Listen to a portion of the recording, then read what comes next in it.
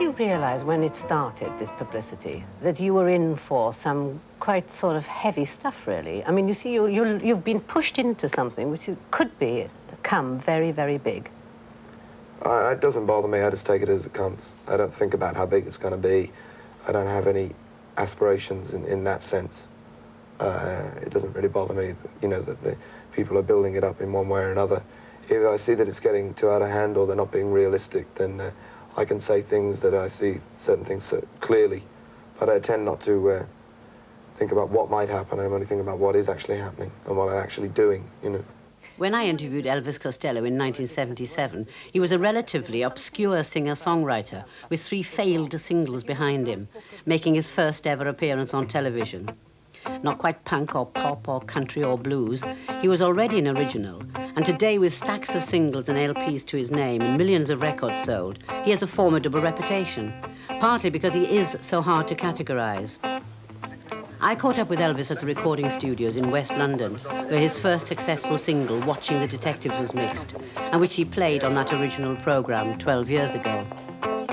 Nice girls, not one with a defect, cellophane shrink wrap so correct.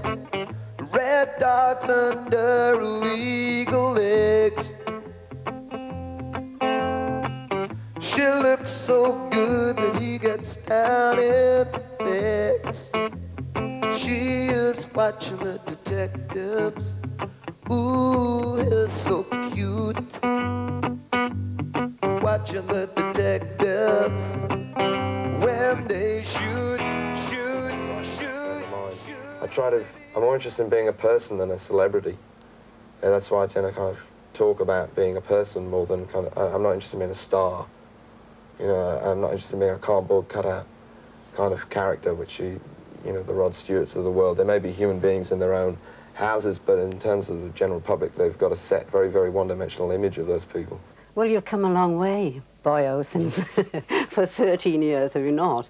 And one of the things I'm going to pick you up about is that last quotation, which is that you were preferring to be a person than a celebrity. You are now a celebrity. How have you guarded that little person, so to speak? I don't really think I am a celebrity. Maybe if you look at a bunch of clippings, if you do any sort of work in a public place, which you do in music, inevitably you end up with a big stack of opinions about you, and they portray you in certain ways. But I've almost gone out of my way over particularly the last sort of 5 years, to try and dismantle some of the effect of this quite potent image that I had early on, that represented certain things to people, and I try to keep reinforcing that there is a person behind it.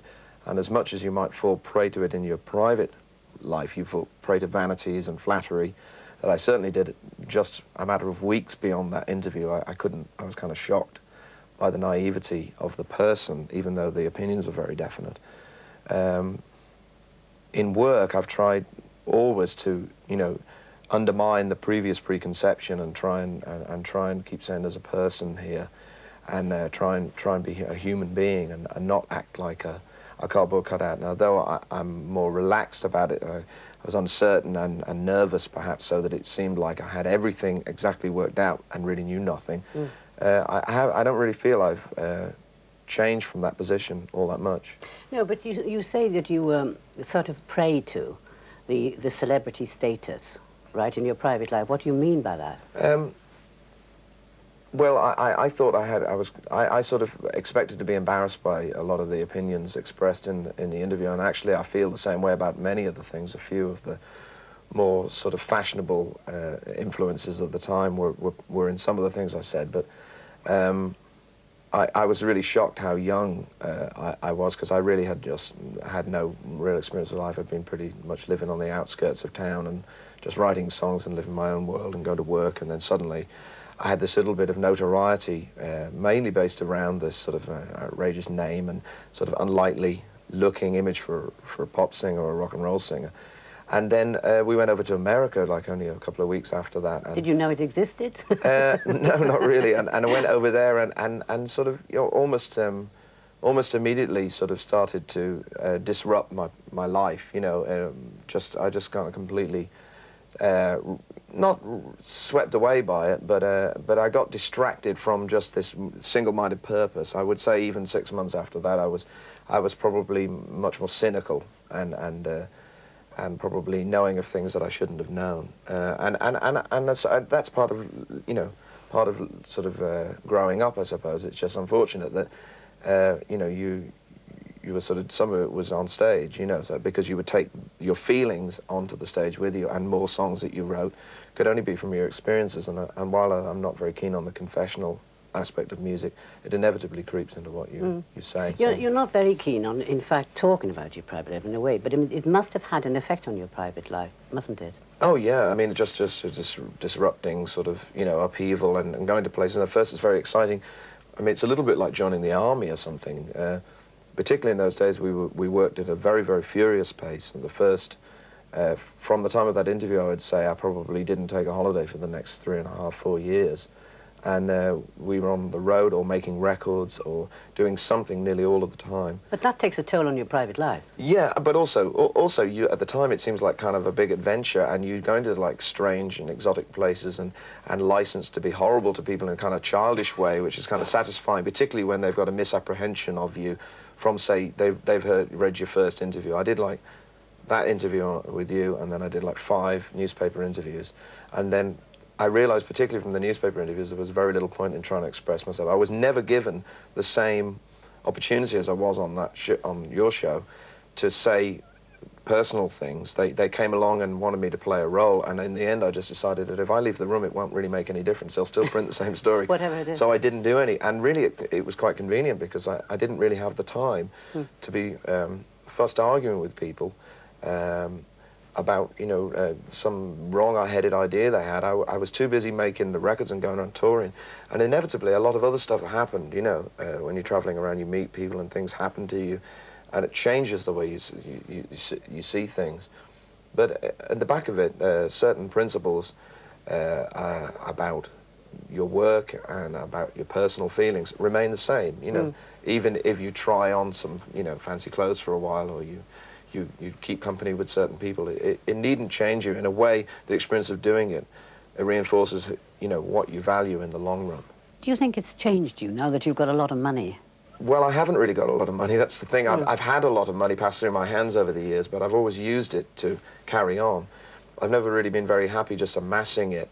Obviously, I'm not my circumstances are more secure than they were when I did that interview 13 years ago. But I could have been a lot richer if I'd been more unscrupulous or more or sort of like more cautious. I've tended to spend it in order to experiment with things, some of which have been foolhardy, some of which have been kind of very good fun and have been rewarding, you know. But I haven't really sort of stashed it away somewhere in offshore companies, and I did a lot of unwise things, you know, and just also the life I was leading was kind of expensive.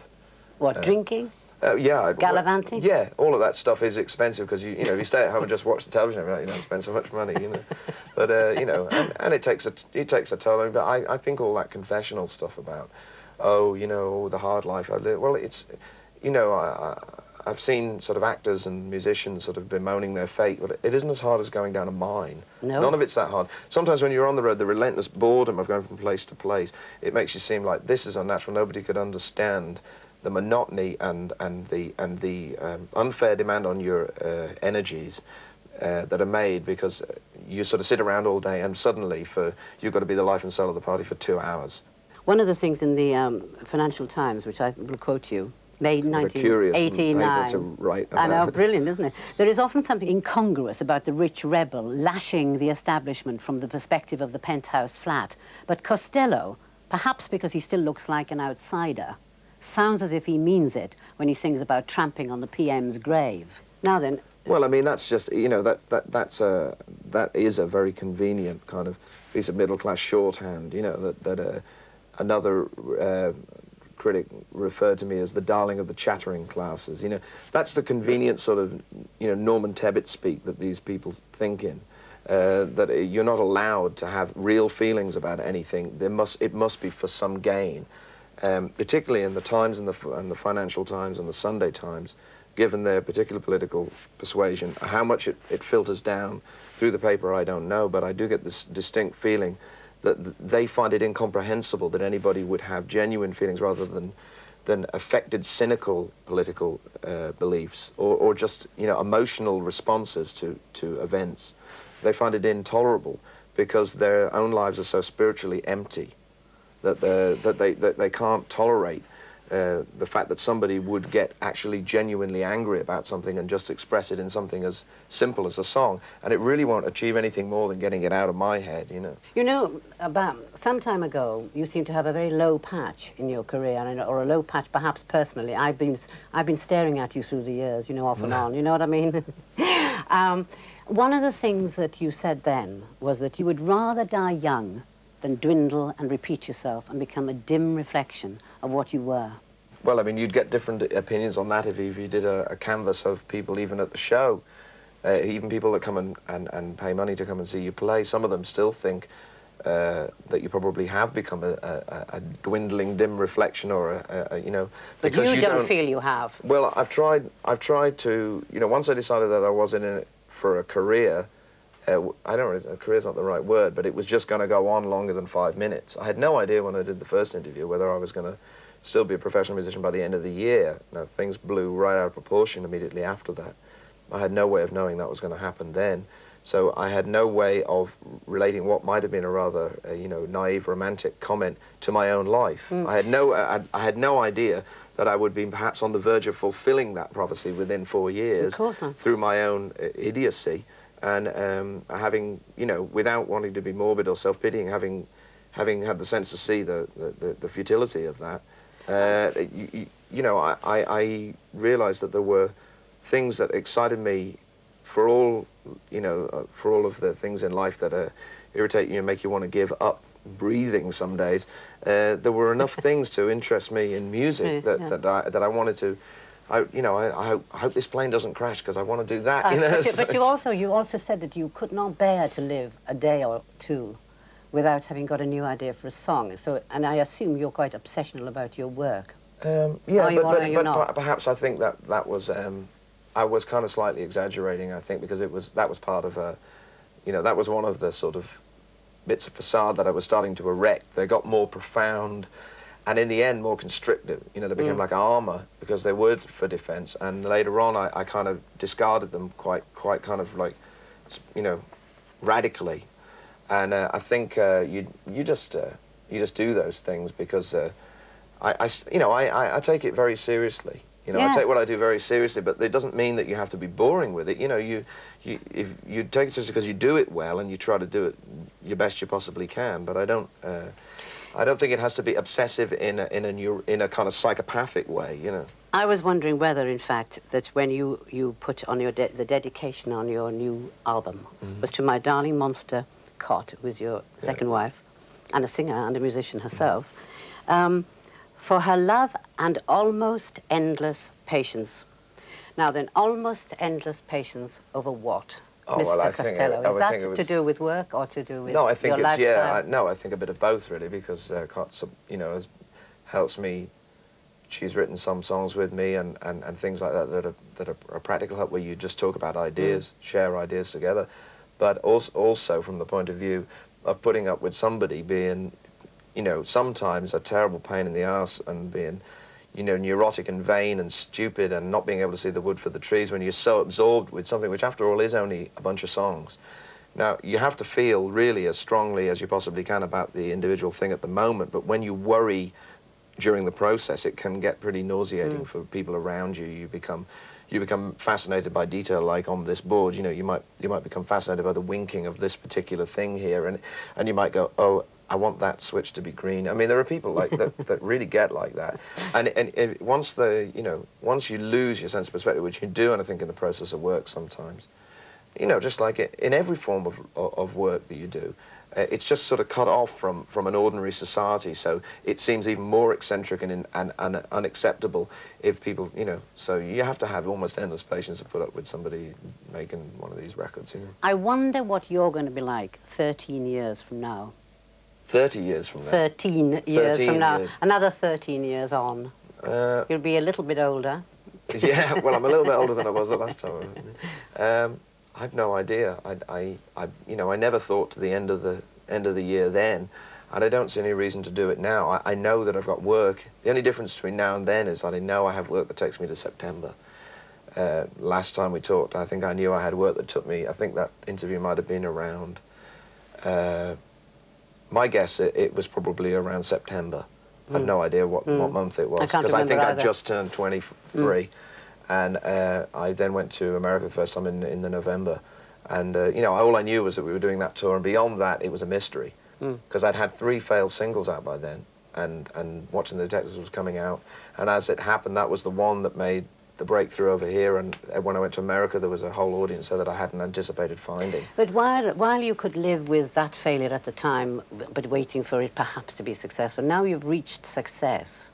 Is it more dangerous the next 13 years for you, do you think, than less? Well, it really depends on whether you've got any problem with the idea of, you know, I mean, to some people, if you speak to some 21-year-old or something, or 17-year-old, the idea of a 35-year-old pop singer is unacceptable to them. I'm already at least 10 years past my sell-by date, right. You know. To other people, they accept that you can be grown up. I don't think, I try not to do things which are undignified, that don't become my age, but I don't know what this age is supposed to act like, because I don't feel that different than I do.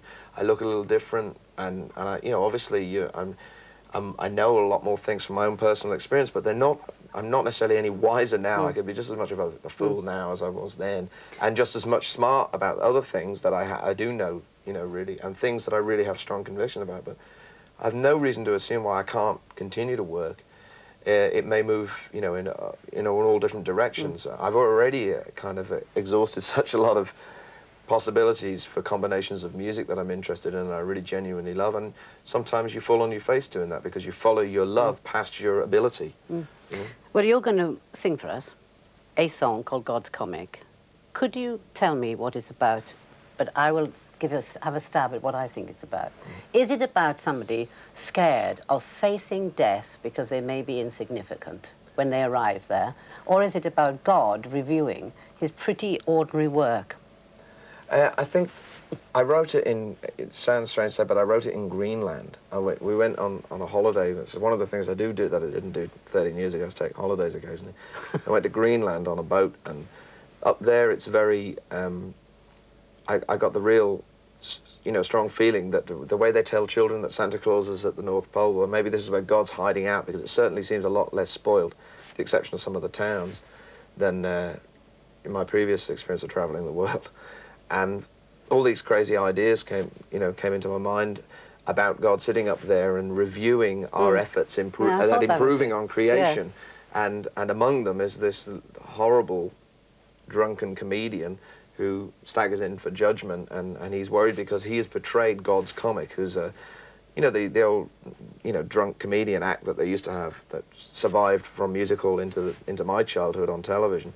Only I made him a priest because I thought that was even sleazier, a drunken priest comedian, you know, rather than the usual guy with the cigarette and the top hat, you know, and that was it really. I mean, he's reviewing creation and saying, well, you know, I think I'll go and hide now, and let's see how well you get on with your airport novelettes and your waterbeds and your Andrew Lloyd Webber records, and let's see how much it protects you from your own sense of mortality. Well, you go and sing, and I'm going to watch it on the big screen here, and I'm going to say it's very, very nice having caught up with you, Elvis Costello. Thank you very much.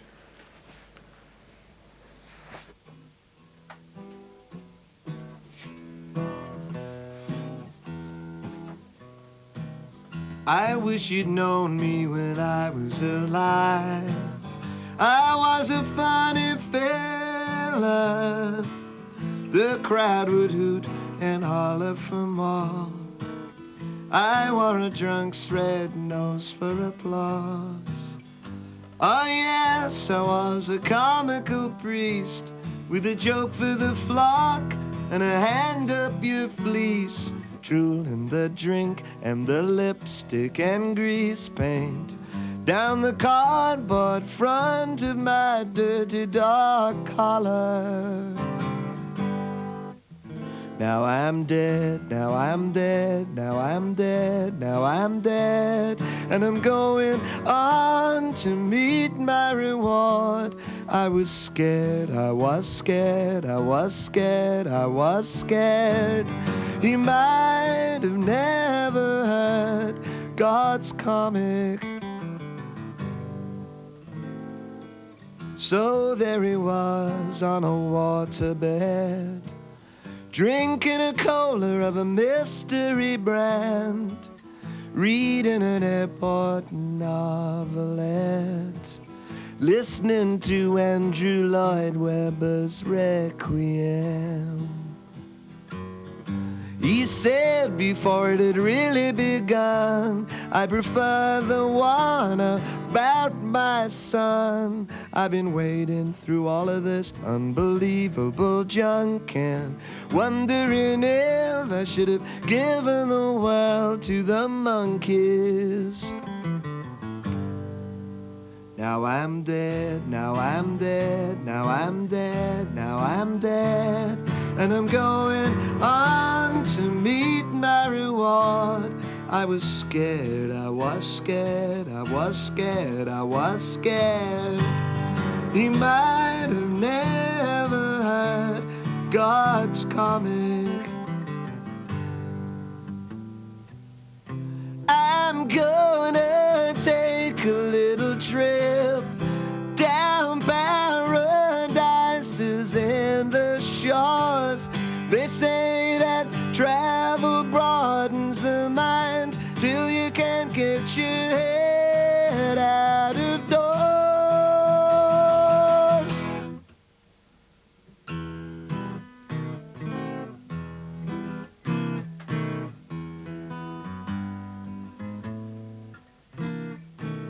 I'm sitting here on the top of the world.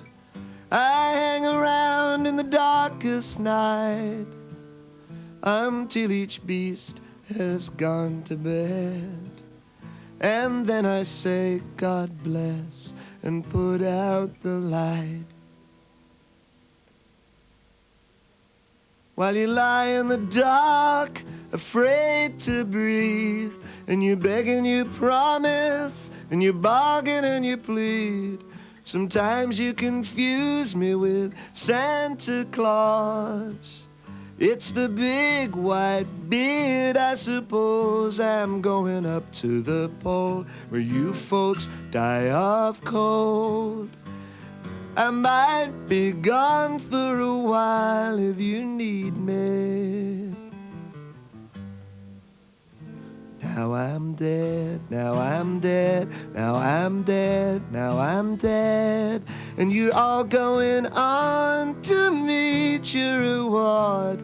Are you scared? Are you scared? Are you scared? Are you scared? You might have never heard God's comic.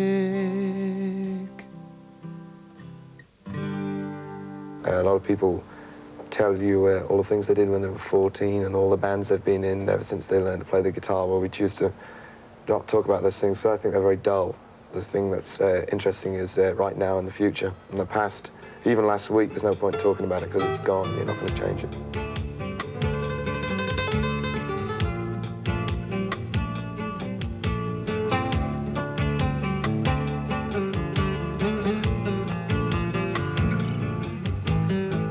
Well, Mavis Nicholson